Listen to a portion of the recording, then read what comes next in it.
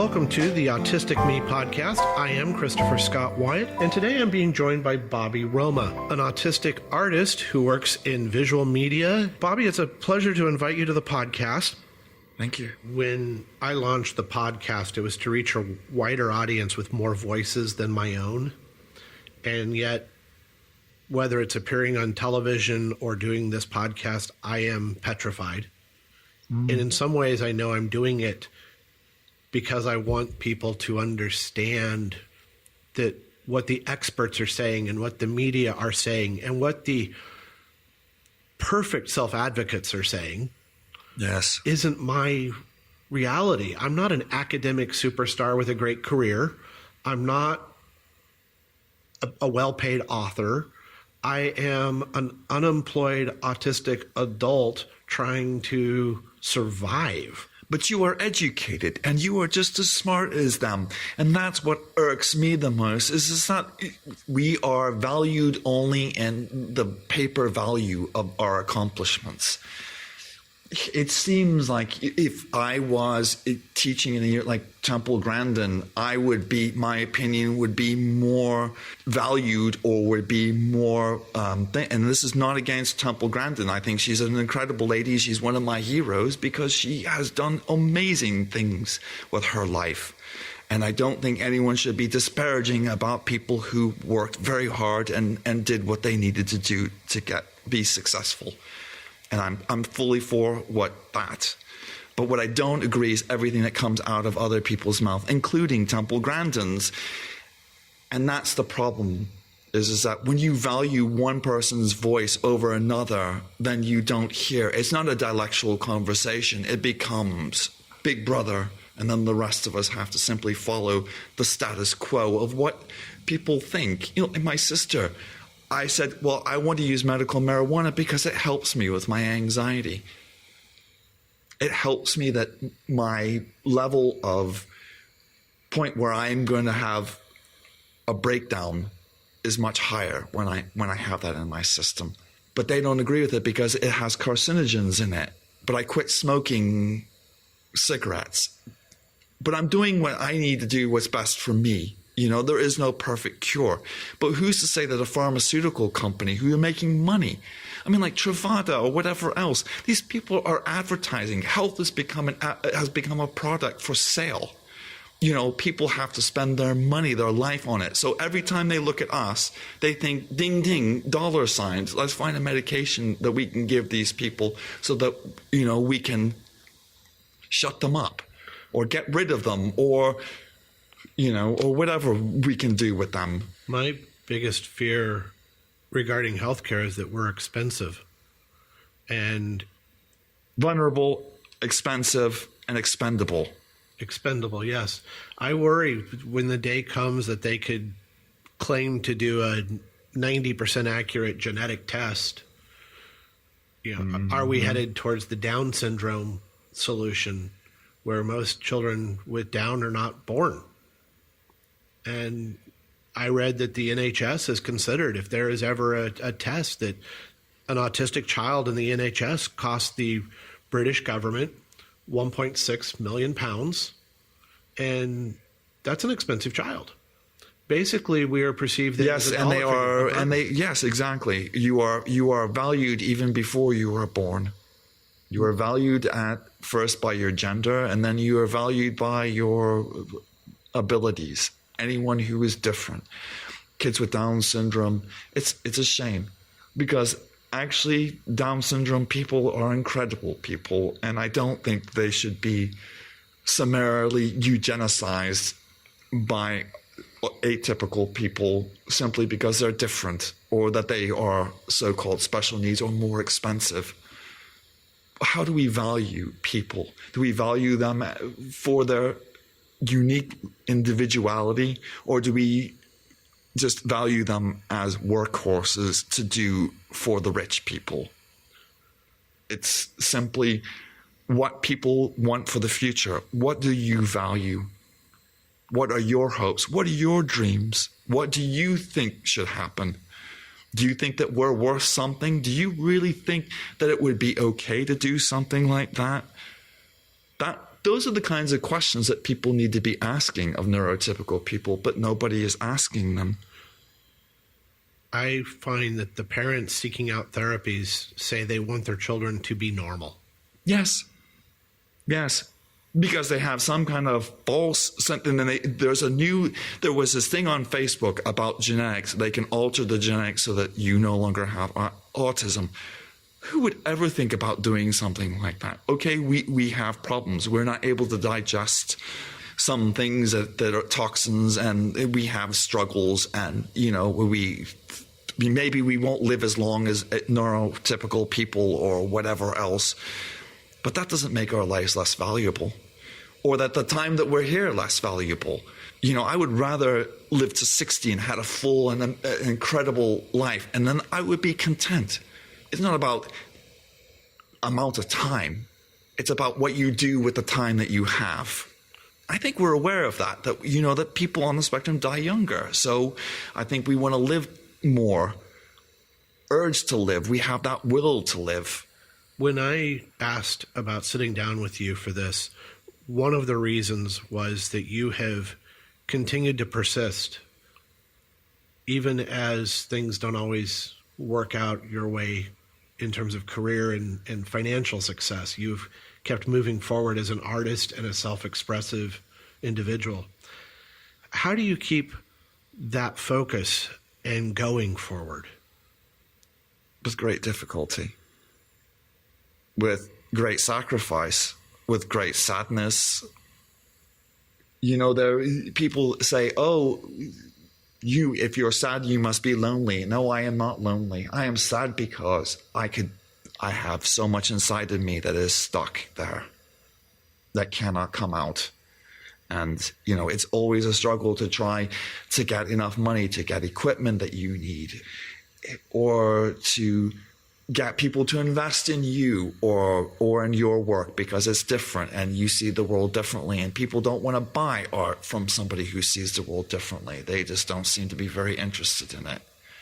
So it's, for these young people, I think the realism, is that, one of them said, oh, I would like to get married. And sure, wouldn't we all? I would love to be a father. That is the one thing. I don't want to get, my running joke is I don't want to get married. I don't want the wife, but I would love to be a father. I think there's, adoption. If they would let people on the spectrum adopt kids on the spectrum, I think that would be an incredible step forward, because we can help them. People like you can help these people. You could take them in and you could make a huge difference in their life. And that maybe things will get better because you are actively involved in the next generation. My wife and I are foster parents because I believe deep down that I can somehow connect to the special needs, and especially sensory processing. And yeah, but it doesn't make it easier for me to go out and about, but it makes me more understanding. But you're right. People ask me all the time, how can an autistic person be a parent? As if I shouldn't be, or as if I shouldn't have even considered it. And it's a dismissive attitude. It's a joke to women. Yes, your husband is your other child, but that is so wrong. I resent it too. I think that is just wrong and fair and unjudgmental. Who is any woman or any person to judge another in such a despicable, disparaging, amoral way? People seem to have this belief now that they have the right with Facebook and all the other media with the internet, that they have the right to have an opinion about everything and everyone, and that they're right and everybody else is wrong. And that they feel that they are empowered to say whatever the hell that they feel like saying. And people say terrible things, like that. And sometimes it's well-intentioned, the idea that, a child should have the best possible home, should have involved parents, and somehow being an individual with autistic traits, I'm not somehow an optimum choice for parenthood. Correct. Yes, because again, it's the judgment. It's the value judgment. It's the moral judgment that they put on others. And I resent neurotypical people, a lot of them. In fact, I don't like them because exactly that's what they do to me, and that's what they do to these kids, and it's wrong. And they have done a lot of really cruel, vicious things by their actions, by preventing me from accomplishing something because they didn't understand that I was, and they showed me hate and contempt and meanness. People hate what they don't understand, and they are cruel, and they will be cruel to these kids. And I think we need to be honest with them and tell them that neurotypical people are not all good. A lot of them are bad. When someone asks me if I'm being paranoid and bitter, I try to look back fairly, but what I often see is that people did bully, push, manipulate, take advantage of, and dispose of. Yes. So I don't know if I'm being paranoid or not when I look at past employers and situations and say, I don't believe they wanted me around after a while. Yes. You are like almost as if you were a showpiece in which you were an interesting thing. And when they bore of you, they simply just get rid of you. Like you are like a puppy for Christmas, something cute and cuddly, like these kids, they're kids and they're cute and they're cuddly. And then they grow up and they become adults and then they still have the thing. And then you're discarded. You are completely ignored and discarded and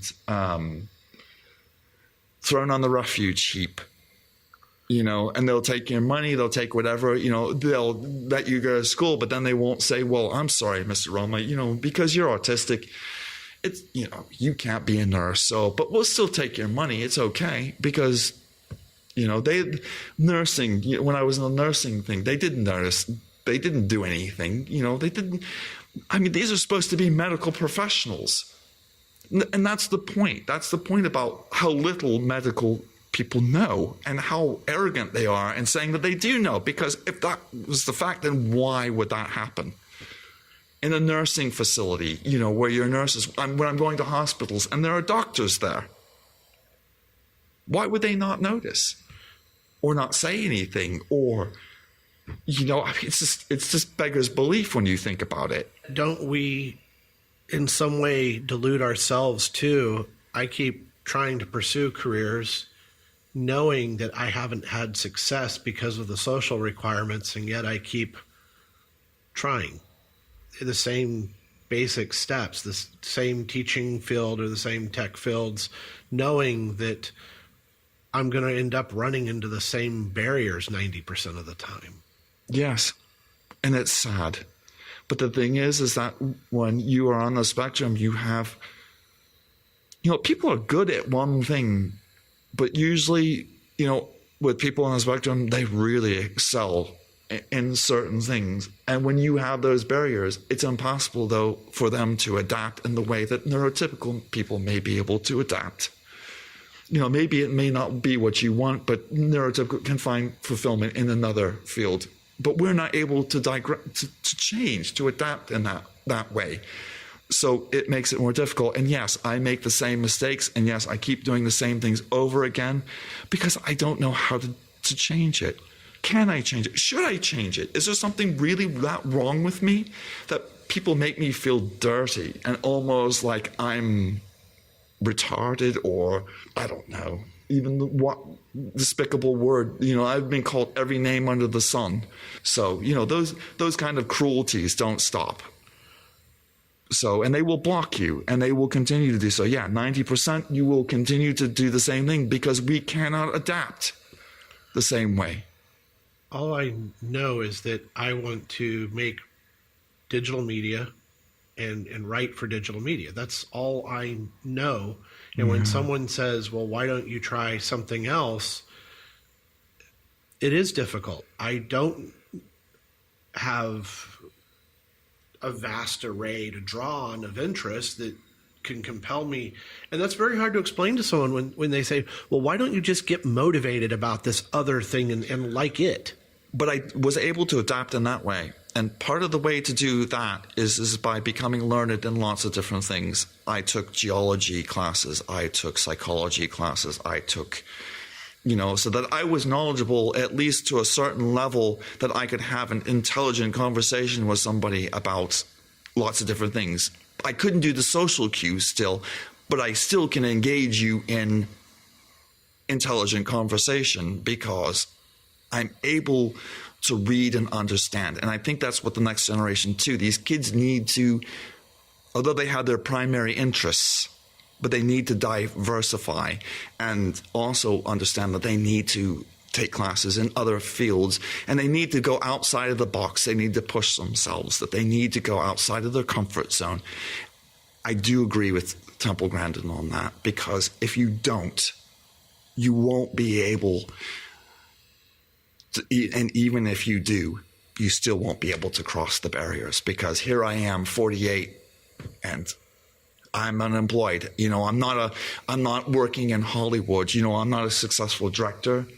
I'm not a successful artist. I'm not making millions of dollars. So, How does Bobby Roma, photographer and visual artist, end up in Pittsburgh? It's such a strange thing. Life just works in mysterious ways. And people seem to want to think that there's some kind of deep, dark kind of thing. But life just tends to throw things at you, and then you just simply adapt and you simply go somewhere else. I mean, it was a multitude of things. Pittsburgh was not expensive. I have people here that I know. I had a way that maybe people could help, because I knew eventually I got to the point when I realized that there's something wrong here, and I don't know what it. And that's the hard thing, is I went to psychologists and psychiatrists in England and said, I think I have autism, and they would say, who told you that you think you have autism? So that's the thing, is that they want to tell you. And then it wasn't until I came to Pittsburgh that I actually found out definitively that I was on the spectrum. So the other hard part is knowing that you're different, but nobody willing to help you and kind of give you an explanation. But then when you get an explanation, then you're pigeonholed and you're put into a box right there and then. You're stereotyped. You are autistic, so therefore you can only do certain things. At what age were you diagnosed? I've been seeing people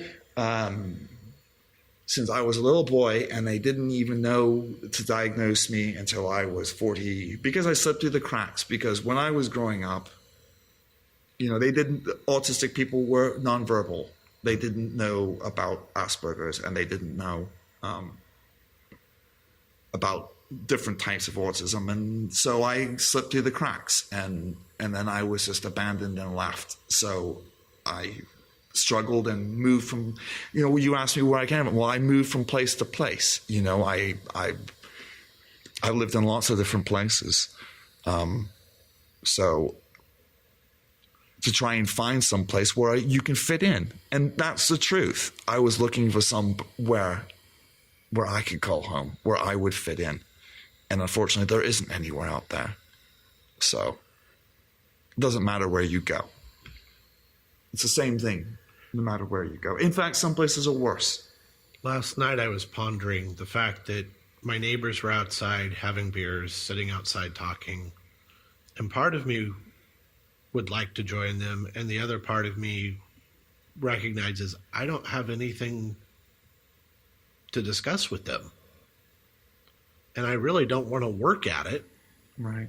So there's this paradox of wanting to be engaged, but not wanting to make an impossible effort. And a lot of the times for me, I don't even want to engage them. People say to me, Bobby, are you lonely?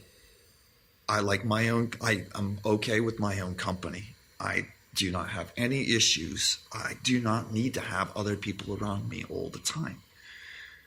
When I do want people around me, I want the people that like me for me. I want people that I feel comfortable with, that I can spend my time quality. And it doesn't matter how much quantity it is about quality. Life is all about quality, not quantity. In America, they are so obsessed with living to 100. It's not about that. And when you don't have anything, you understand that. And that's why people like immigrants, people on the spectrum, people with schizophrenia, and other things who don't have anything understand what it is to really want something and not be able to have it. Do you consider yourself bitter? No. I'm just a pragmatist. I'm not bitter because I don't have violent feelings. I don't feel the need to go out and attack neurotypical people. But I do feel the need and the urgency to defend myself from them, inclusive of my sisters, because they seem to think that they know best and that we are children. I have been treated like a child, and it is really disrespectful. You know, people, that's what they do. They treat you like a child, like you are less than them. And it is so disrespectful. And they don't even realize that they're doing it. And they do it all the time. It's disgusting to be treated like I am 8 years old and I am 50 years old. I am, I'm a full-grown man. I don't need you to tell me what I can and cannot do, what I should be doing. That's the other perplexity about it is that, they put you into certain pigeonholes, and then you have people, who have to manage your life. It's terrible. Like, you can't do it yourself. It makes you feel less than a real human being. You may be different, but we are not. We may not be human in the same way you are human, but we are still human. We feel, we know. And people, even if they are nonverbal, people don't seem to understand that these autistic children are so bright. They understand more than you give them credit. They know what's going on around them. They are aware.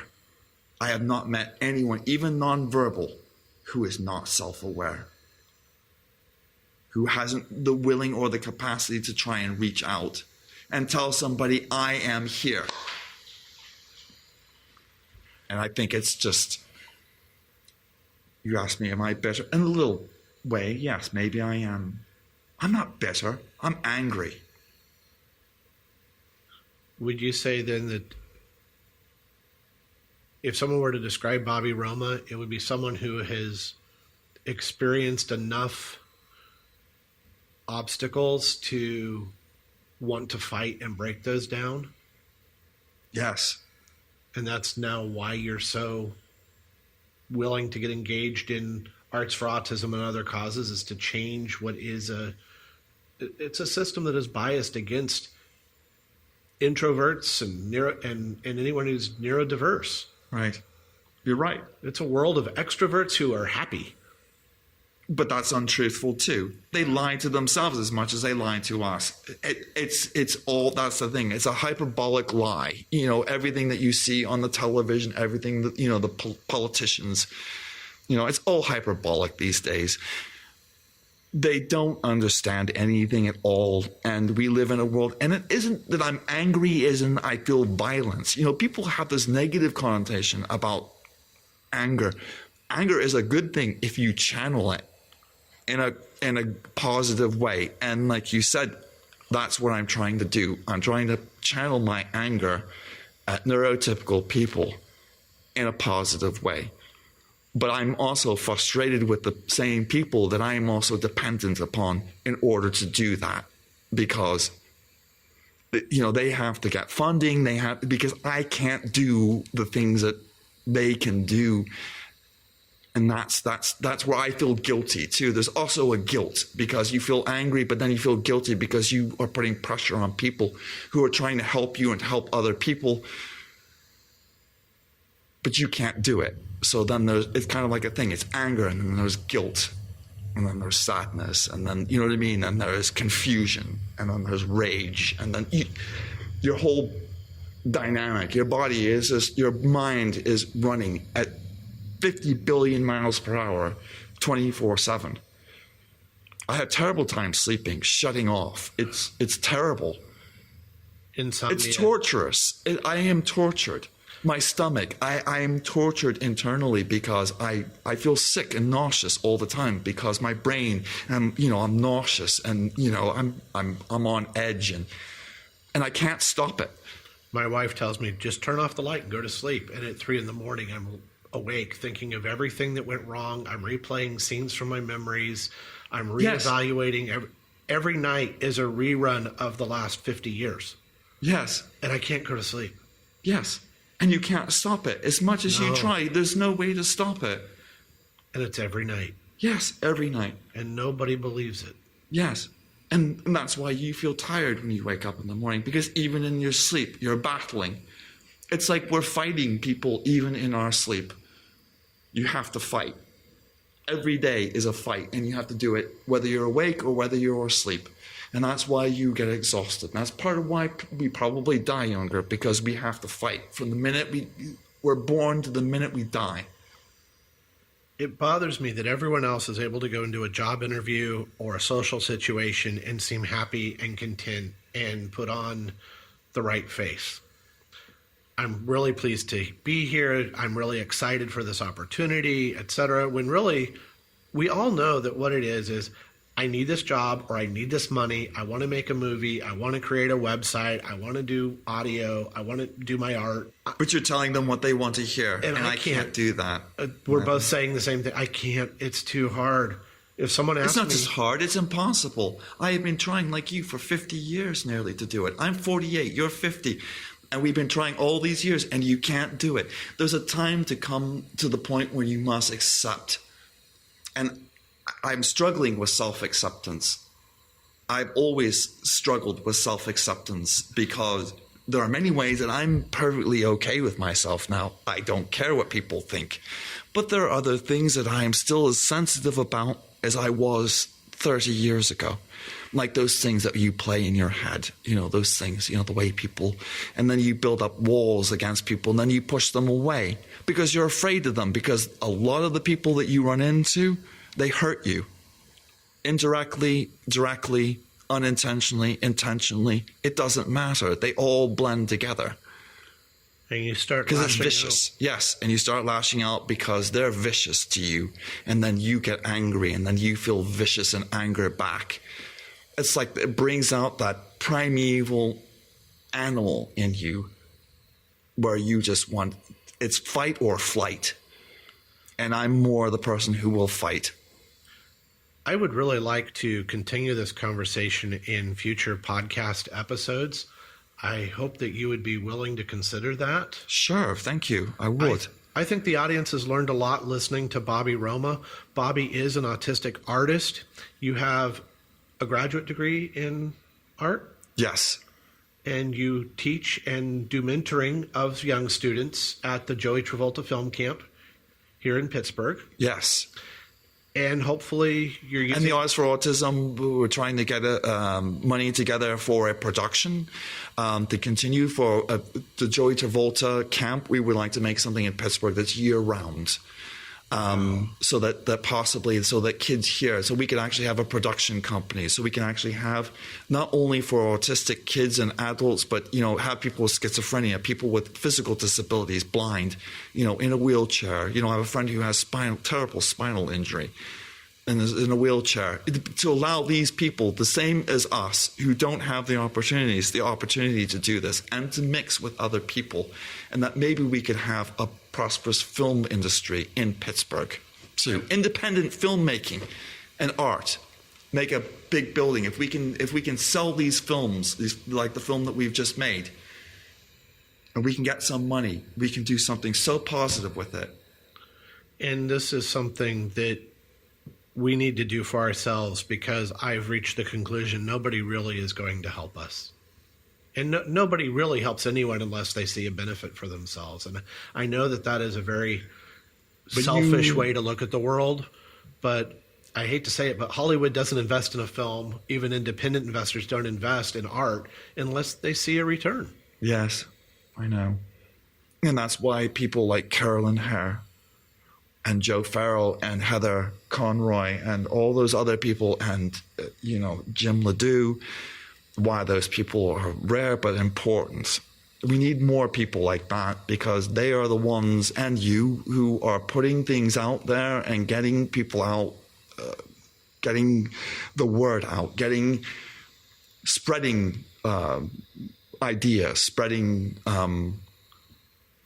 about autism, about the real autism, not the fake autism that you see in Hollywood.